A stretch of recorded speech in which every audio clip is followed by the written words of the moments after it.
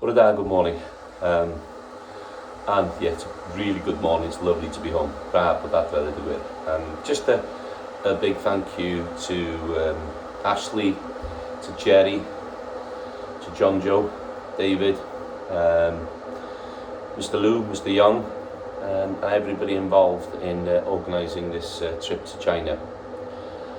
Just an unbelievable experience, and especially to Lovell, who gave us the opportunity to be some of the first social media people allowed to film in a brand spanking new factory, which was great. We got to go to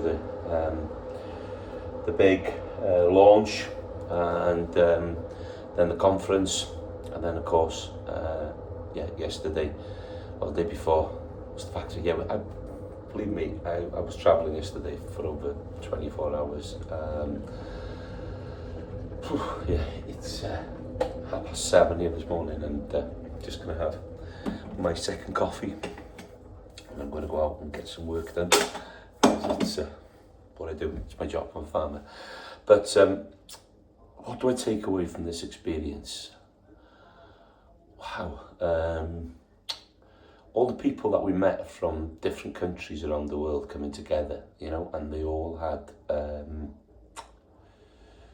connections to farming, and the farming problems globally by speaking to these people, but as well the camaraderie, the friendship, the connections that we all have across the world as farmers and tractor dealers, and how many people are dependent on the land to make a living and to feed other people affordably. And the whole reasoning behind it was to go out and see, how they manufacture it, look at the build quality, because we can bring a tractor back, and everybody knows me. I'm not going to hide away from. I push things, if I'm driving a quad, if I'm driving a tractor, that's just me. I like to get the best out of everything and to really push them.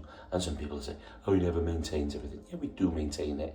Maybe we don't keep it clean as what we should do, because we're always working them, but maintenance is something that we really do.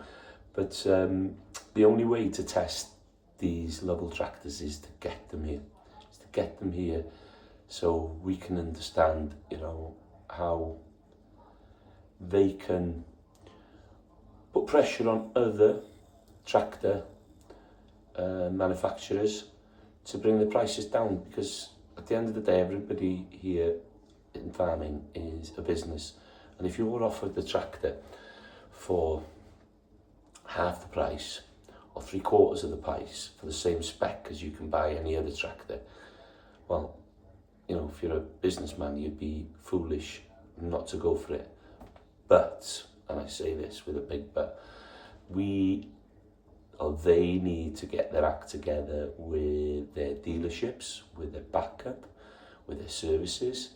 If you want a part, or you break a door, or a fence post goes through a diesel tank, you want them things not in a week, not in a month. You want them within a couple of days, and you want them back on the tractor. You want that tractor running, because that's part, especially when we're busy in the summer and harvesting, but you need that backup as well. So there's a lot of things to look at. The massive positive for me was how these people have developed a country in such a short amount of time. The infrastructure, the roads, the airports, the trains, and when we came home to Heathrow last night compared to Beijing and the other airports we've gone through, world of difference, absolute world of difference. And the train services out there, on the dot, boom. And that's 18 years old, and it's like, when we came back on first class, it was unreal the service and how the seats are set out, and it's not extortionate. Honestly, it's not extortionate. You'd be shocked at how affordable it is to travel on a train there in China. Where are we going wrong? I don't know.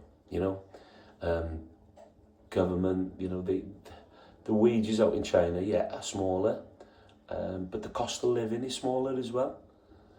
And it seems that the government itself is investing in the people, in the factories, in manufacturing, you know, in the infrastructure. Without that infrastructure, you can't move things around.